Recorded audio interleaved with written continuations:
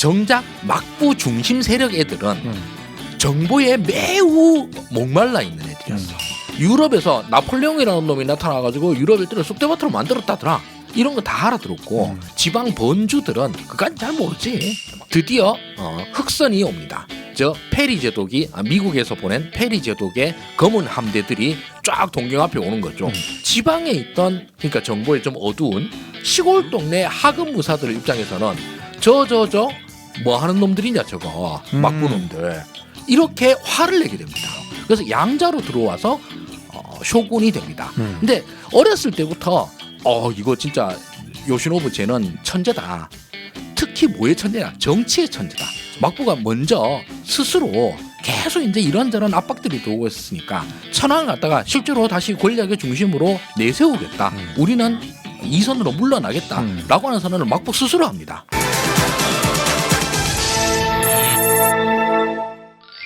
세상이 궁금한 당신을 위한 올라운드 폭풍수다 탁수다입니다. 탁PD고요. 네, 하승주입니다. 네, 오늘도 넷플릭스로 보는 일본 막부사. 네, 네, 또 이어가 봐야죠. 네네. 네.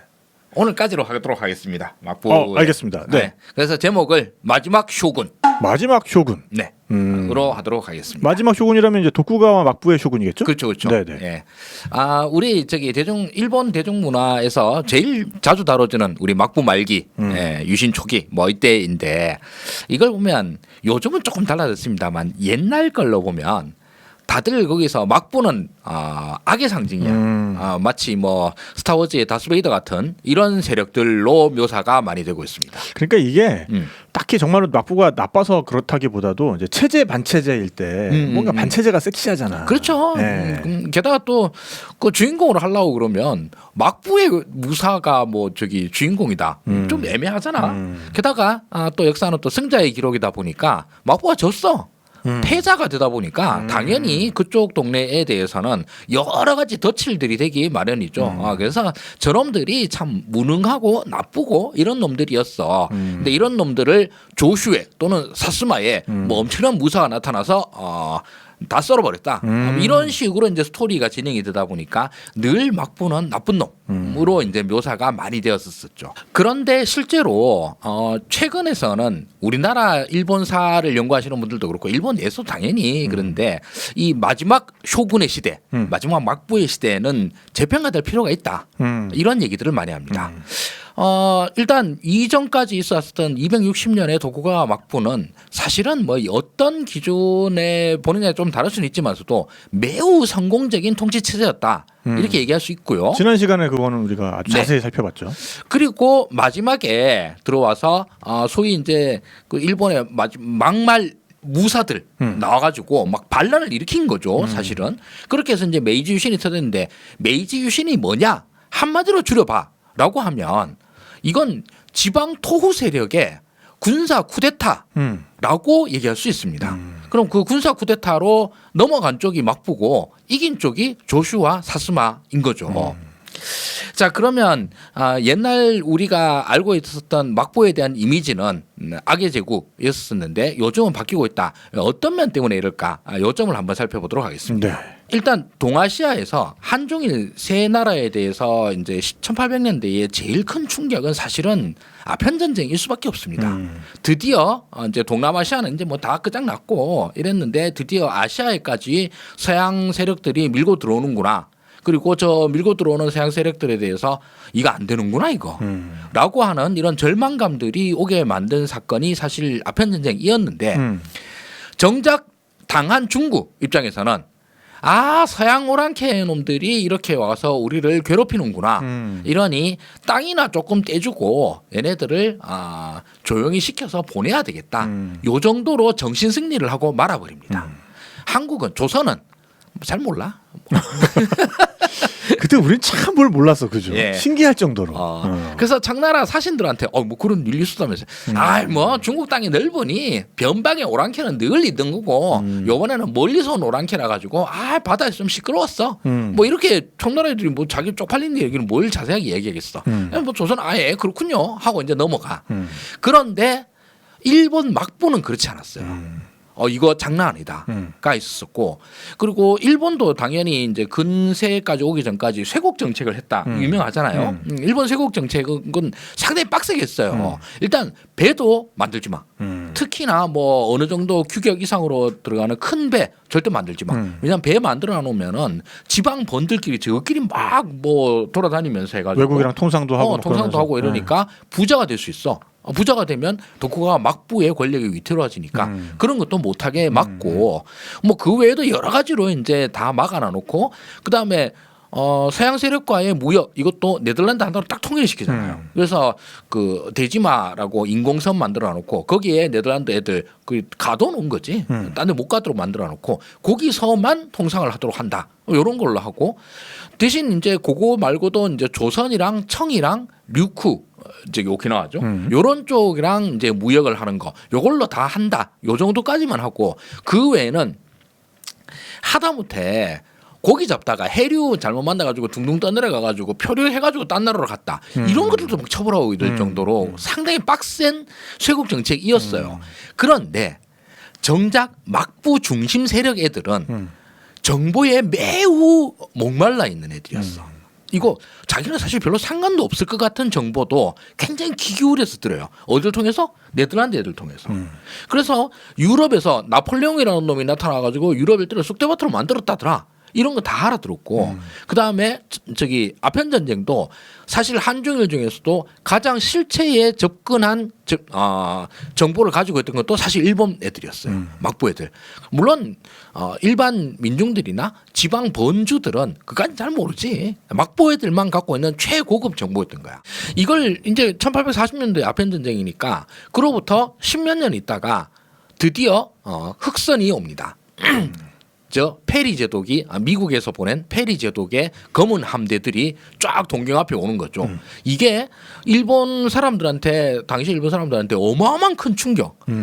저렇게 큰 배가 있나. 그리고 저렇게 그 검은 연기를 내보면서 오는 저런 그 배는 야 이거 우리 보니까 뭐 나룻배인데 나룻배 저거 와가지고 어떻게 막냐 이런 지금으로 치면 거의 뭐 911급의 충격이었을 것 같아요. 맞아요. 네. 그런 게 이제 된 거죠.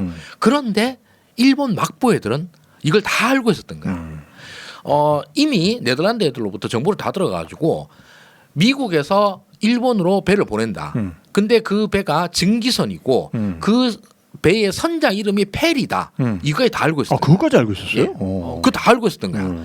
그래서 막부는 이 최고급 정보를 독점하고 있다 보니까 이게 무슨 일인지 정확하게 알고 있고 그래서 우리가 뭘 해야 된다까지도 알고 있었던 거예요. 최소한 우리가 무력으로 덤벼가지고 승산이 빵이다. 이걸 알고 있었던 거야.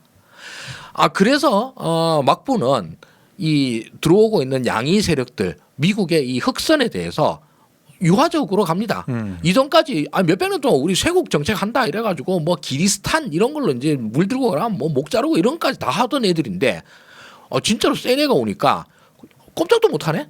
이렇게 되니까 지방에 있던 그러니까 정보에 좀 어두운 시골 동네 하급 무사들 입장에서는 저 뭐 하는 놈들이냐 저거 막부 놈들 이렇게 화를 내게 됩니다. 그러니까 사실은 다 컨트롤할 수 있는 범위 안에 있었던 건데, 근데 이제 사정을 모르는 애들이 눈으로 보기에는 이게 너무 지금 뭐 대응이 안 된다 이거. 아니 너무 굴욕적이지 않냐? 그거 한다고 해서 저런 식으로 해서 쩔쩔 매고 이럴 수가 있냐? 인 건데 막부 애들로서는 자기 알고 있는 정보 범위 내에서는 최선의 선택을 해 나간 것이었어요. 그런데 지방 애들 하급 무사들 입장에서는 일단 자존심이 상해. 그래서 우리는 양의를 먼저 내세웁니다.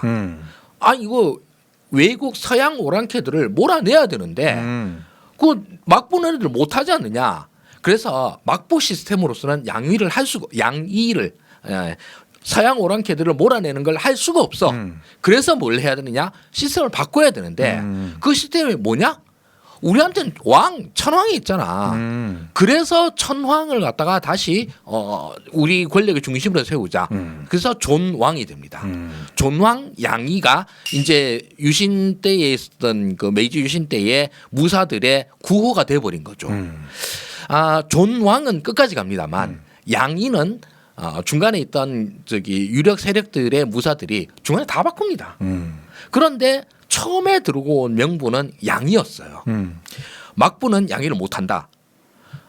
중간에 한번 막부 애들이 이제 서양 애들이랑 교섭을 해가지고 이제 아무래도 안 되겠습니다. 평화적으로 해결을 해야 되니까 협상을 해가지고 협정을 조약을 만들도록 하겠습니다. 이렇게 했는데 이때 우리 고급 정부는 막부가 너무 우리만 알고 있으니까 애들한테 이제 이런 얘기도 좀 해주고 그 다음에 다른 애들한테도 좀 진정을 시키고 우리가 얘네들이랑 완전히 이제 굴욕하고 이런 거 아니야. 나름 이제 상호적인 협상이야. 이런 식으로 설명을 좀 해주고 하자 했는데 그래서 이제 지방 본주들이 얘기를 듣고 난 다음에 더 화를 내기 시작을 합니다. 그럼 뭐 말도 안 되는 소리를 하고 왔냐. 우리가 이제 무사들이 무사도로 집중해가지고 일본 칼 들고 반자이 하면 다 쓸어버릴 수 있는데 이런 말도 안 되는 소리를 하고 있으니까 막부 입장에 속이 터지죠. 약간 아프가니스탄 내전 상태에 있을 때 카르자이 정부랑 탈레반들 보는 것 같기도 하고 약간 우리가 다 컨트롤할 수 있다니까 좀 가만히 있어봐. 그러면 그런 게 어딨냐.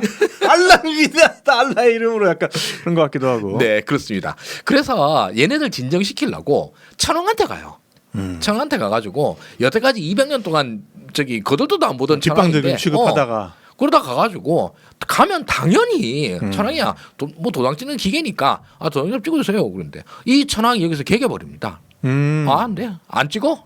아니 저 오랑캐가 왔는데 오랑캐한테 맞서 싸워야지. 그래서 천황이 대놓고 양의를 얘기를 해버립니다. 막부가 여기서 띵 맞힌 거예요. 그리고 안 그래도 막부를 미워하던 지방 번주들이 이거에 어마어마하게 힘을 얻어가지고 그거 봐라.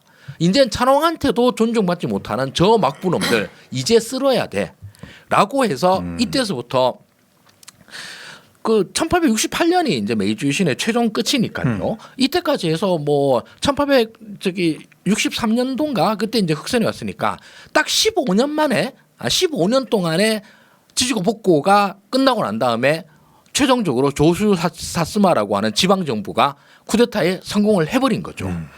자, 이 와중에 여기에서 이제 바람의 검심에 나왔던 온갖 암살 사태 다 나옵니다.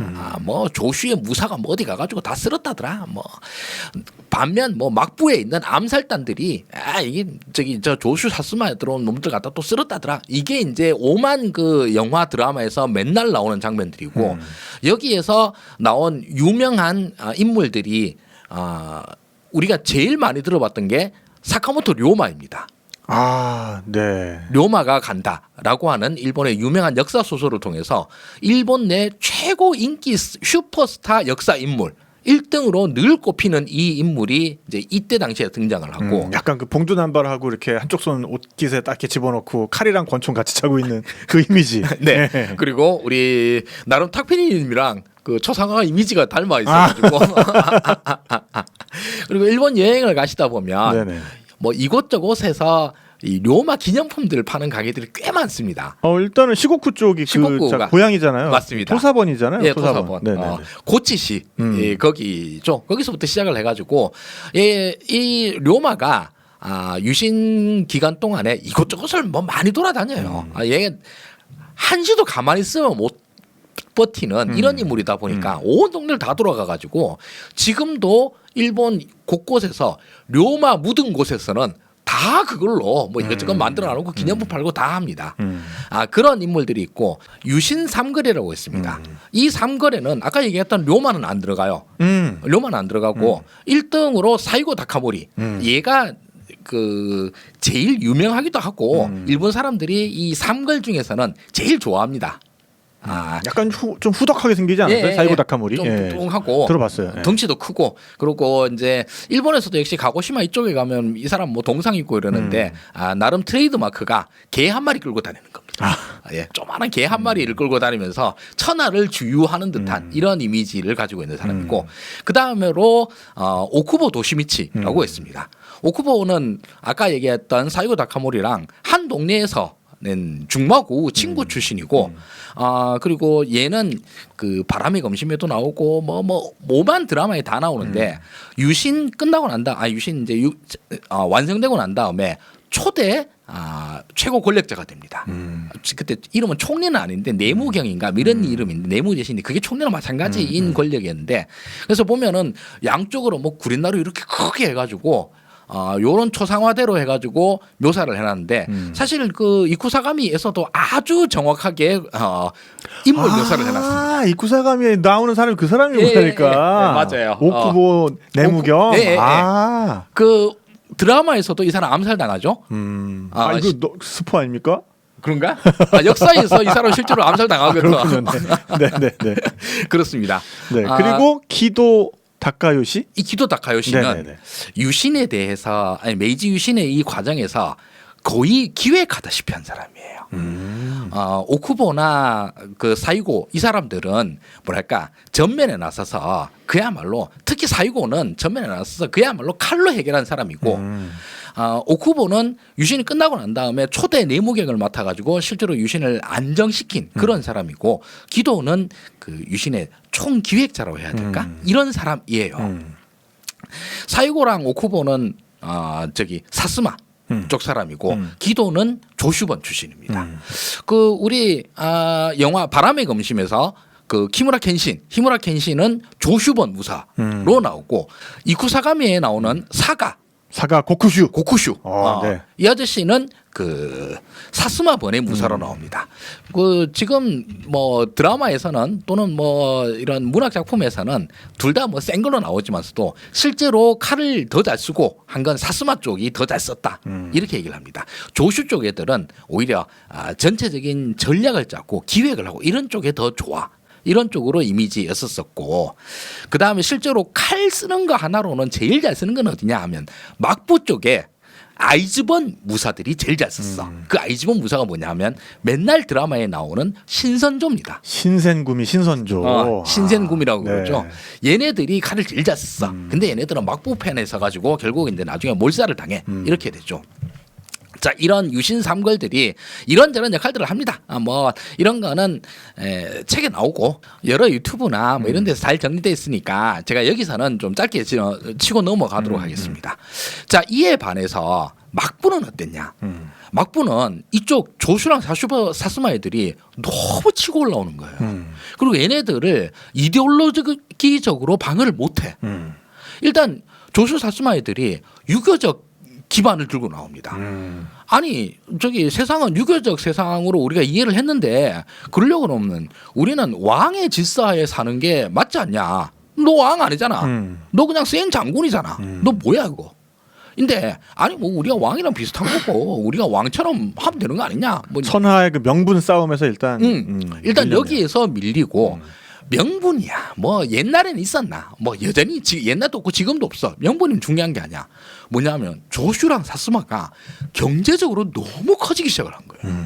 이쪽 동네를 보면 조슈가 지금의 야마구치현 이게 혼슈섬 제일 큰 섬에 제일 끄트머리에 붙어 있어요. 그러니까 동경에서 꽤 멀어요. 사스마는 더 멀지. 그건 가고시마 현이니까 규슈 섬에 있어.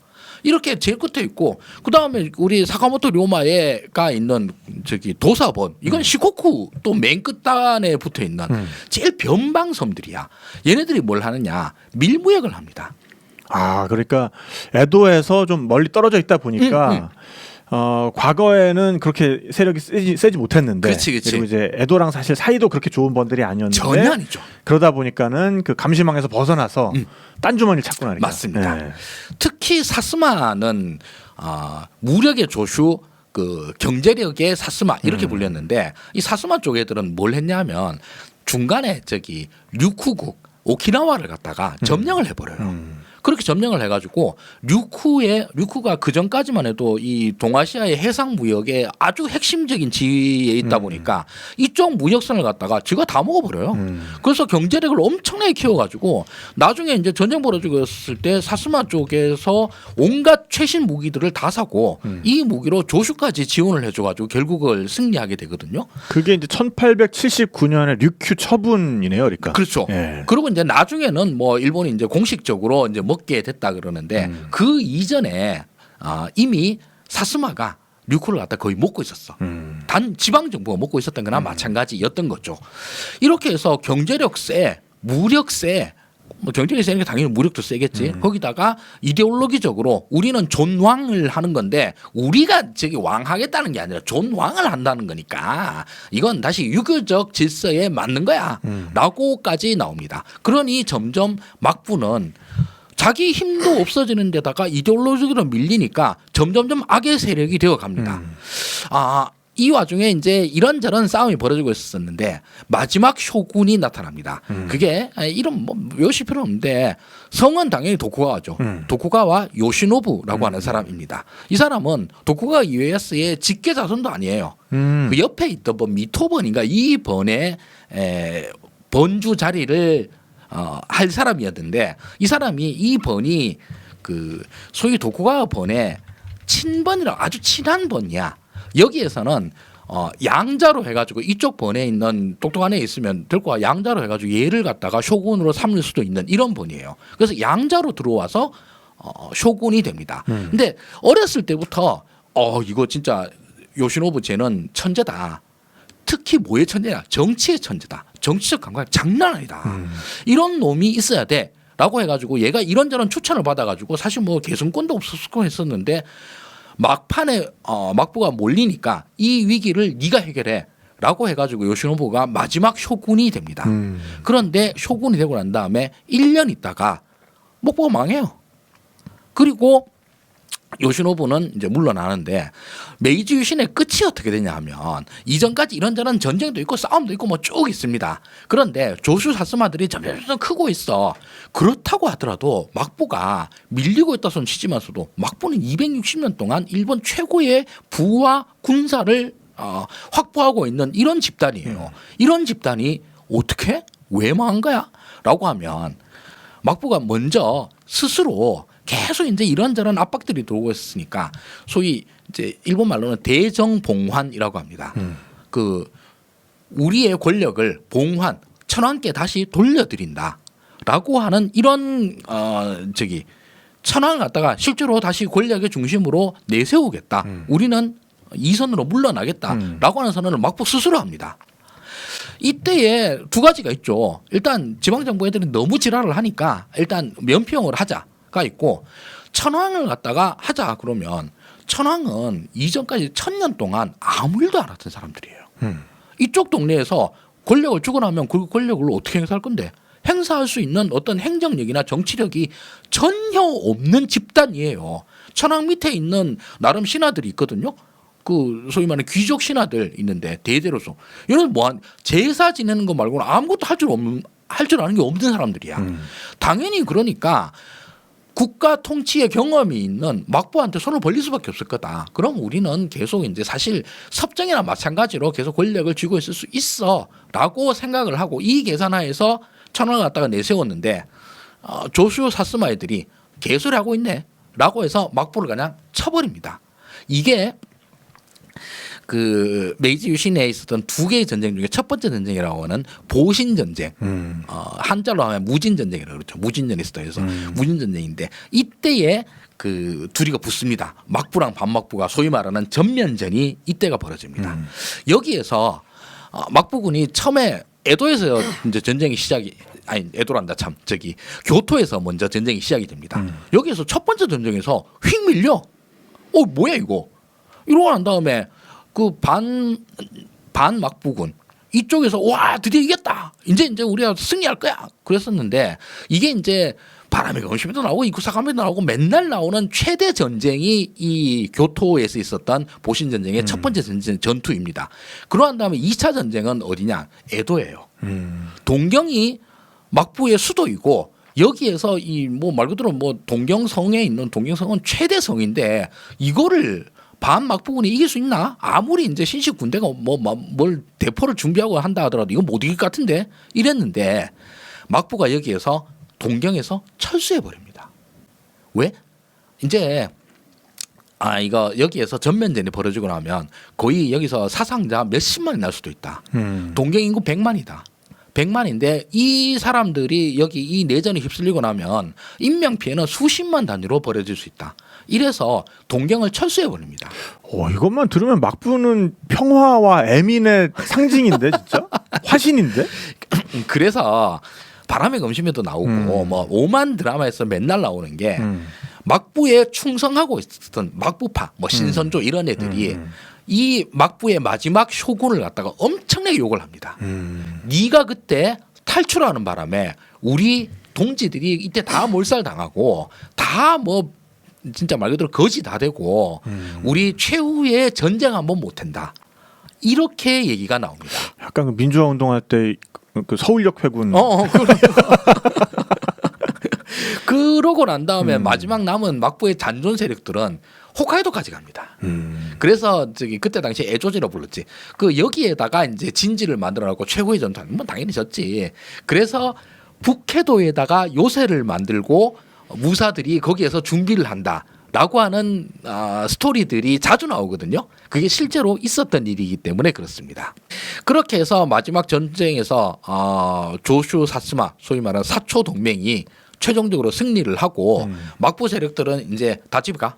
너네들이 뭐 여태까지 속으로 생각했지? 너네들이 이제 저기 경제력이 있으니까 그리고 통치 시스템이 있으니까 이걸로 뒤에서 섭정질을 하려고 하는 거 하지 마. 완전히 다 쫓아내 버린 거죠. 마지막 쇼군이었던 요시노부는 최소한의 영지와 경제력을 가지고 퇴장을 합니다. 그리고 인상 좋은 동네 할아버지가 됩니다. 그래가지고 뭐 낚시나 다니고 뭐 카메라 사진 찍기 이런 거 취미하고 이래가지고 아주 평화로운 노후 생활을 보내면서 천수를 누리고 20세기 초반에 돌아가세요. 아니 그러니까 지금 사진들이 남아 있는데 그러니까 시대가 시대다 보니 그래서 말년 때 사진을 보면은 어디 저 나고야 어디서 저기 양조장하고 계실 것 같은 약간 그런 인상인데. 그 할아버지가 다 돼가지고 네. 인상 좋은 할아버지가 됩니다. 반면 유신 삼걸은 제명에 죽은 사람 하나도 없습니다. 사이고 다카모리 나중에 무진 전쟁 서남 전쟁이라는 데에서 부상 입고 이제 드디어 내가 이제 졌구나 해가지고 할복으로 죽습니다. 그리고 오쿠보 도시미치 얘는 영화에 맨날 나오는 대로 암살. 그리고 그 전에 기도 닦아요. 기도 얘도 뭐 병상가 이래가지고 일찍 죽어요. 외주신 시작하자마자 바로 죽습니다.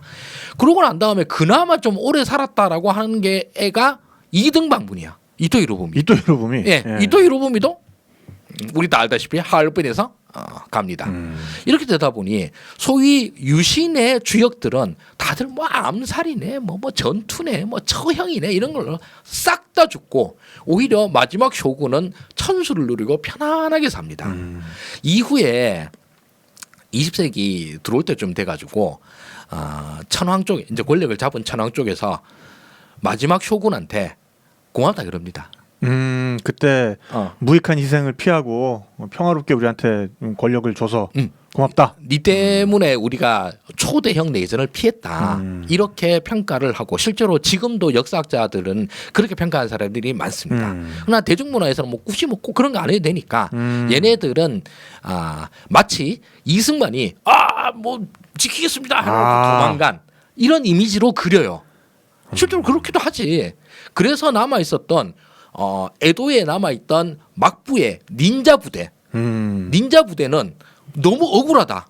우리가 있었으면 저 사촌놈들 우리가 다 쓸어버릴 수 있었다.